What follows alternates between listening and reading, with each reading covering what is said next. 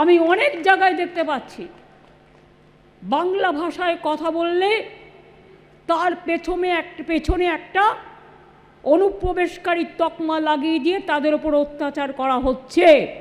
এই দেশে আমার এখানেও 1 কোটি 1.5 কোটি লোক কাজ করেন বাইরের, তাহলে আমাদের লোকেরা কি অপরাধ করলো যে আজকে তাদের উপরে সন্ত্রাস চালাতে হবে?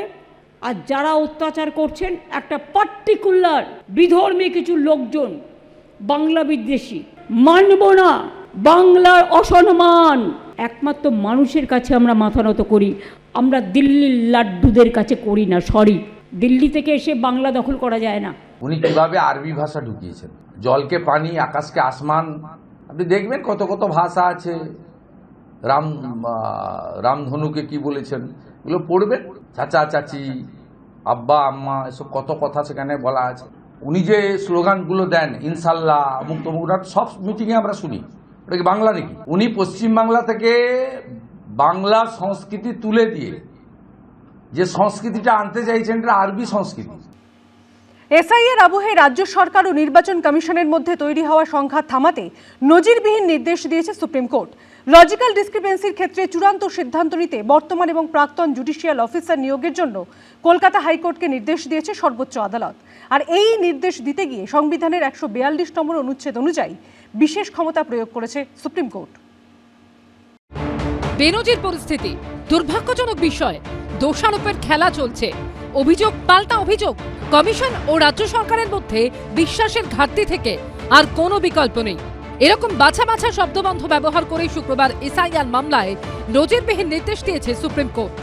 রাজ্য সরকার ও নির্বাচন কমিশনের মধ্যে সংঘাত মেটাতে লজিক্যাল ডিসক্রিপেন্সির ক্ষেত্রে চূড়ান্ত সিদ্ধান্ত নিতে বর্তমান এবং প্রাক্তন জুডিশিয়াল অফিসার নিয়োগের জন্য কলকাতা হাইকোর্টকে নির্দেশ দিয়েছে সর্বোচ্চ আদালত। হাইকোর্টের প্রধান বিচারপতিকে সুপ্রিম কোর্ট বলেছে, জেলা জজ বা অতিরিক্ত জেলা জজ পদমর্যাদার বর্তমান ও অবসরপ্রাপ্ত জুডিশিয়াল অফিসার দেওয়ার জন্য, যাদের সততা প্রশ্নাতীত। লজিক্যাল ডিসক্রিপেন্সির মধ্যে এখনো যে দাবি বা অভিযোগ রয়ে গেছে তারা তা খতিয়ে দেখবেন এবং নিষ্পত্তি করবেন। এই বর্তমান ও প্রাক্তন জুডিশিয়াল অফিসারদের সাহায্য করবে নির্বাচন কমিশন নিযুক্ত মাইক্রো অবজারভার এবং রাজ্য সরকার নিযুক্ত অফিসাররা, যাদের ইতিমধ্যেই এই ধরনের কাজের জন্য নিয়োগ করা হয়েছে। নির্দেশনামায় প্রধান বিচারপতির বেঞ্চ বলেছে, দুর্ভাগ্যজনকভাবে দোষ চাপানোর খেলা চলছে, অভিযোগ পাল্টা অভিযোগ করা হচ্ছে, যার থেকে স্পষ্ট দুটি সাংবিধানিক সংস্থা, একটি গণতান্ত্রিকভাবে নির্বাচিত রাজ্য সরকার এবং আরেকটি ভারতের নির্বাচন কমিশন, তাদের মধ্যে বিশ্বাসের ঘাটতি রয়েছে। অফিসারদের পদমর্যাদা বিবাদে রাজ্য সরকার ও কমিশনের ভূমিকায় কার্যত অসন্তোষ প্রকাশ করেছে সুপ্রিম কোর্ট। লজিক্যাল ডিসক্রিপেন্সি নিষ্পত্তির জন্য জুডিশিয়াল অফিসার দেওয়ার যে অনুরোধ সর্বোচ্চ আদালত কলকাতা হাইকোর্টকে করেছে, তার কারণ হিসেবে নির্দেশনামায় দেশের প্রধান বিচারপতির বেঞ্চ বলেছে, এছাড়া আমাদের সামনে আর কোনো বিকল্প ছিল না। 1950 সাল থেকে আজ পর্যন্ত সুপ্রিম কোর্ট ইলেকটোরাল প্রসেস বা ইলেকশন কমিশনের কাজে হস্তক্ষেপ না করলেও আজকের দিনে দাঁড়িয়ে নরেন্দ্র মোদীর থার্ড টার্মে এসে এটা খুব পরিষ্কার যে এই মুহূর্তে যেটা দরকার সেটা হচ্ছে interference by the judiciary in the electoral process. এটা 1 নম্বর। 2 নম্বর হচ্ছে using of article 142 for complete justice. যখন সুপ্রিম কোর্ট দেখে যে কোনো একটি বিষয়ে সম্পূর্ণ বিচার করার জন্য বা সম্পূর্ণ স্বস্তি দেওয়ার জন্য কিছু অর্ডার পাস করা প্রয়োজন, তখন তারা আর্টিকেল 142 ব্যবহার করেন। নির্দেশনামার একেবারে শেষে সংবিধানের 142 নম্বর অনুচ্ছেদ প্রয়োগের কথা বলেছে সুপ্রিম কোর্টের প্রধান বিচারপতি সূর্যকান্ত, বিচারপতি জয়মাল্য বাগচি এবং বিচারপতি বিপুল এম পাঞ্চলির বেঞ্চ। সেখানে বলা হয়েছে, বেনজির পরিস্থিতিতে সংবিধানের 142 নম্বর অনুচ্ছেদের মাধ্যমে এই নির্দেশগুলি দিতে হয়েছে। এখানেই প্রশ্ন উঠছে, সংবিধানের 142 নম্বর অনুচ্ছেদে কি বলা আছে? বিশেষজ্ঞদের মতে সংবিধানের 142 নম্বর অনুচ্ছেদে বিচারাধীন যে কোনো মামলার সম্পূর্ণ ন্যায় বিচার নিশ্চিত করতে সুপ্রিম কোর্টকে বিশেষ ক্ষমতা দেওয়া হয়েছে। নজিরবিহীন আমি বলবো না, আমি দুটো শব্দ প্রয়োগ করব। এক হলো অভাবনীয়, অর্থাৎ আইন প্রণেতারা কখনো ভাবতেই পারেননি যে এই রকম একটা সিচুয়েশন আসতে পারে। দ্বিতীয় শব্দ ব্যবহার করব অভূতপূর্ব, অর্থাৎ এরকম কখনো আগে শোনা যায়নি। স্বাধীনতার আগে বা পরে, সংবিধান তৈরি হবার আগে বা পরে কোনো রাজ্যে যে এরকম একটা সিচুয়েশন আসতে পারে এটা ভাবাই যায় না। সুপ্রিম কোর্টের নির্দেশে শনিবার সংশ্লিষ্ট সব পক্ষকে নিয়ে বৈঠক করেন কলকাতা হাইকোর্টের প্রধান বিচারপতি সুজয় পাল। সৌভিক মজুমদারের রিপোর্ট, এবিপি আনন্দ, কলকাতা।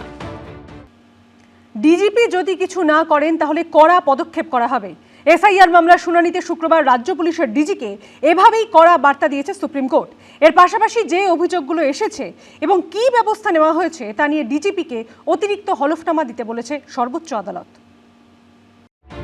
এসআইআর চলাকালীন অশান্তি নিয়ে এবার রাজ্য পুলিশের ডিজির কাছে অতিরিক্ত হলফনামা চাইল সুপ্রিম কোর্ট। এর পাশাপাশি ডিজিপি যদি কিছু না করেন তাহলে কিন্তু কড়া পদক্ষেপ করা হবে বলেও হুঁশিয়ারি দিল সর্বোচ্চ আদালত। এসআইআর চলাকালীন জেলায় জেলায় কোথাও ভাঙচুর, তাণ্ডব, কোথাও ফর্ম 7 পুড়িয়ে দেওয়ার ছবি সামনে এসেছে। 14 জানুয়ারি মুর্শিদাবাদের ফারাক্কা বিডিও অফিসে তৃণমূল বিধায়ক মনিরুল ইসলামের উপস্থিতিতে অবাধে ভাঙচুর চালায় তার অনুগামীরা। নির্বাচন কমিশন বলা সত্ত্বেও 1 মাস পেরিয়ে গেলেও তৃণমূল বিধায়ক মনিরুল ইসলামের বিরুদ্ধে এখনো কোনো ব্যবস্থা নেওয়া হয়নি। এই প্রেক্ষাপটে গত 9 ফেব্রুয়ারি ডিজিপিকে শোকজ করেছিল সুপ্রিম কোর্ট। তাকে হলফনামা জমা দিয়ে এর কারণ জানাতে বলা হয়েছিল। এরপরই শুক্রবার এসআইআর সংক্রান্ত মামলায় প্রধান বিচারপতি জানতে চান, ডিজিপিকে যে নির্দেশ দিয়েছিলাম সেটার কি হলো। তখন কপিল সিব্বল বলেন, ডিজিপি হলফনামা দাখিল করেছেন। তখন কমিশনের আইনজীবী বলেন, প্রকাশ্যে হুমকি দেওয়া হচ্ছে, পুলিশ কোনো পদক্ষেপ নিচ্ছে না। এসআইআর এবং ইসির বিরুদ্ধে উস্কানিমূলক মন্তব্য করা হয়েছে, কিন্তু কোনো ব্যবস্থা নেওয়া হয়নি। শুধুমাত্র কয়েকটি ছোট মাছের বিরুদ্ধে ব্যবস্থা নেওয়া হয়েছে। তখন সুপ্রিম কোর্টের প্রধান বিচারপতি বলেন, দুর্ভাগ্যজনকভাবে নির্বাচনের আগে এই ধরনের দায়িত্বজ্ঞানহীন মন্তব্য করা হয়। কমিশনের আইনজীবী বলেন, এর পরিণতি মারাত্মক হবে। এর পাল্টা ডিজিপির আইনজীবী বলেন, প্রতিটি মামলার তদন্ত চলছে। তখন কমিশনের আইনজীবী বলেন, তাদের বিরুদ্ধে কি কোনো ব্যবস্থা নেওয়া হয়েছে? 28টি এমন মামলা রয়েছে যেখানে পুলিশ কোনো পদক্ষেপ নেয়নি। তখন কপিল সিব্বল বলেন, কমিশনের প্রতিটি অভিযোগ গুরুত্ব দিয়ে দেখেছেন ডিজিপি। তখন প্রধান বিচারপতি বলেন, ডিজিপি যদি কিছু না করেন তাহলে কিন্তু কড়া পদক্ষেপ করা হবে। এই ডিজি কোনো অ্যাকশনই নেয়নি। যে ডিজি আগে ছিলেন রাজীব বাবু, এবং তিনি সম্পূর্ণ দলদাস হিসেবে কাজ করেছেন। তার সময় শমশেরগঞ্জে দাঙ্গা হয়েছে, তৃণমূলের কোনো নেতা অ্যারেস্ট হয়নি। একের পর এক এই ধরনের ঘটনা রাজ্য জুড়ে ঘটেছে। তো এই ডিজিকে প্রথমবার কোনো ডিজিকে ব্যক্তিগতভাবে হলফনামা দিতে বলেছিল আদালত। আদালতের সামনে গিয়ে সেটা দিতে হয়েছে তাকে। নির্বাচন কমিশনের নিজের কর্মী হলে একরকম, আর রাজ্য সরকারের কর্মী ডেপুটেশনের নির্বাচন কমিশনের হয়ে কাজ করছে, তাদের ক্ষেত্রে অন্য রকম। তো এই সমস্ত মিলিয়ে নিশ্চয়ই এফিডেভিট দেবে। সবথেকে বড় কথা এটা তো ঠিক যে নির্বাচন কমিশন নিজেদের অপদার্থতা ঢাকতে বারবার বলি করেছে পশ্চিমবঙ্গের কিছু অফিসারকে। নির্দেশনামায় সুপ্রিম কোর্টের প্রধান বিচারপতির বেঞ্চ বলেছে, নির্দিষ্ট ঘটনার ক্ষেত্রে রাজ্য পুলিশ কোনো ব্যবস্থা নেয়নি বলে আমাদের অভিযোগ করেছে নির্বাচন কমিশন বা অন্য অভিযোগকারীরা।